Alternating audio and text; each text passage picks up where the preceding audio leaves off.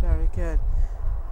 You know, I'm here from QIPRA, the Coastal Wetlands Planning, Protection and Restoration Act, and you know that QIPRA has lots of projects, you know, along the coast. How have you worked with QIPRA and worked with coastal restoration over the years?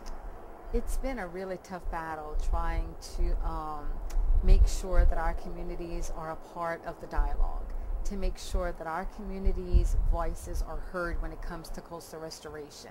Well, we are on the front lines of what's happening to our environment. And so, unfortunately, more often than not, we're left out of the dialogue. So, more often than not, we'll hear that what it would take, the cost that it would take to protect our community is not worth the value of the community. And it saddens me to think that a price tag can be put on a community, a price tag could be put on a culture, a price tag could be put on a people. And I understand that, but at the same time, it should have never gotten to this point. Something should have been done before to protect our community. And so when I look at it now, it's really tough because oftentimes the restoration projects that are being put forth and put into place are leaving us out, or it's helping us but maybe just to a minimal amount. I think it's just delaying the inevitable. And it's even pains me to say that, you know, that the future of our communities does not look good right now. I don't know that there is enough money to be able to protect our communities.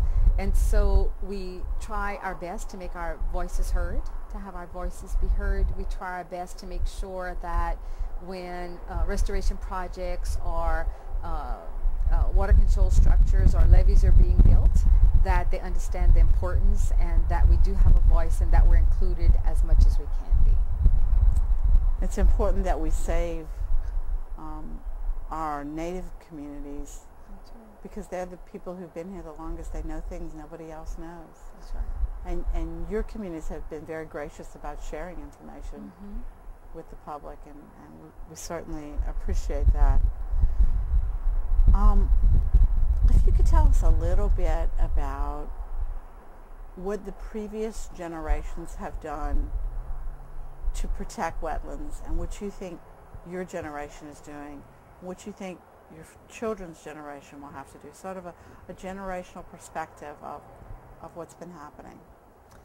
I've seen quite a bit of change over my lifetime, just growing up with my grandfather and seeing how respectful he was of the environment, seeing how respectful he was of only taking what he absolutely needed, whether it was in the garden he was growing or whether it was his hunting or his, you know, rabbit hunting, duck hunting, whatever it was, trapping, just taking what was needed to feed his family or to earn an income.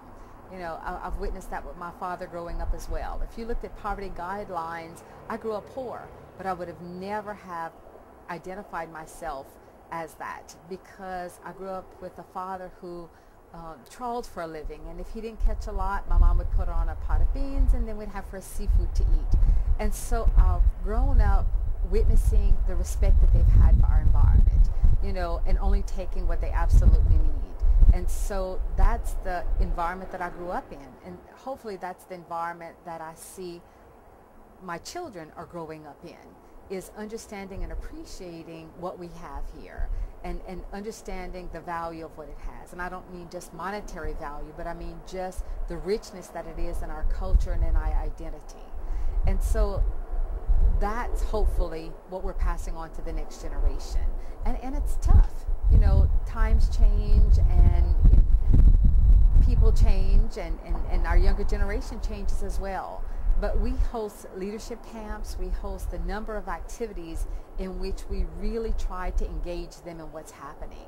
And I feel that it's really important that we engage them and that they learn what's happening and that they take up the cause. Because unfortunately, whatever position we're going to be in, it is going to be theirs to solve or to celebrate. And I would hope that it's a celebration that we are making great strides in preserving our coast, you know, in preserving our wetlands. But the challenge is going to be theirs.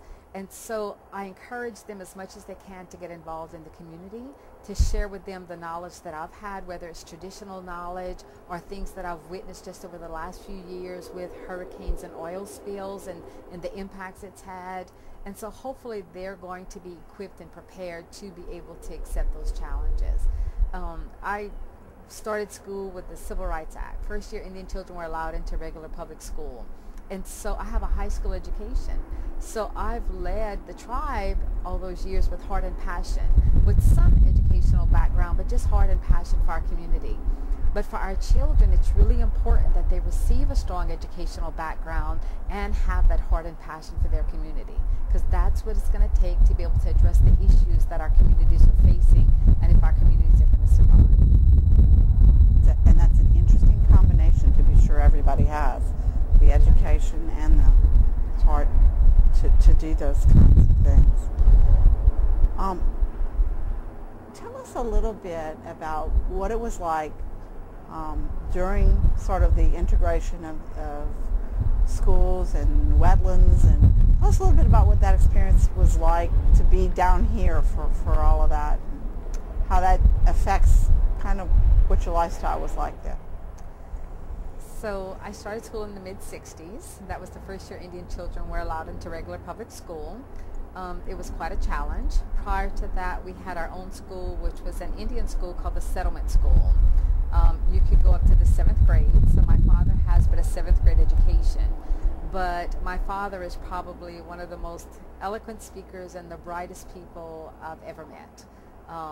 Just the knowledge that he has in living off of the land, the knowledge that he has in our environment, in our wetlands. And so I look to him oftentimes for that guidance. And so it was a challenge. We faced a lot of prejudices with that transition. It was not an easy task by any means. I had not found my voice yet, and so I would go home crying, and my mother would come to school and you know, make our stresses known, I guess, to the principal to see how they could be addressed. And so it was an interesting time. I think it helped to shape the person that I am now. I think it helps me in my work with our youth, because I can so understand where they're coming from. We have a common background. And so it's a challenging time. When we work with our youth, oftentimes we encourage them to have that strong educational background. And once we did a group resume activity, and so they had to write down what type of activities they were involved in their school or in their community. And I had one young man who was just sitting back, not saying a whole lot. And so I said, you know, what is it that you feel you would want to add to this group resume? Well, I'm not in any of these clubs and I don't do any of that. And I said, well, how do you like to spend your time? Well, I love going trawling with my grandfather.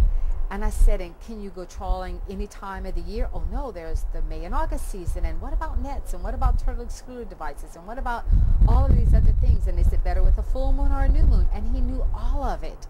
And so I think it's so important that we validate their cultural knowledge, because that cultural knowledge is just as important sometimes as the other knowledge that people gain, you know, that our students gain.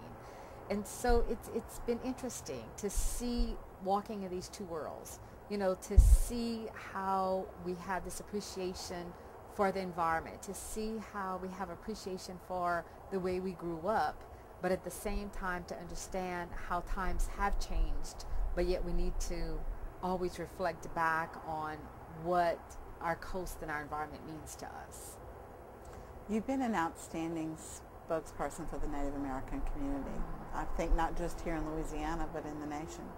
And I'm sure that members of your tribe are very happy that you've been willing to give that part of your life to the community. Well, we're getting close to the interview. I kind of want to ask you, are there things that I haven't asked you about that you think you want people to know about what's happening here and to our Native American peoples, and what they can do if they want to get engaged and how they could be involved? I think everybody needs to look in the mirror. Everybody needs to evaluate, what role am I playing? You know, how can I become involved and active in helping to save the coast?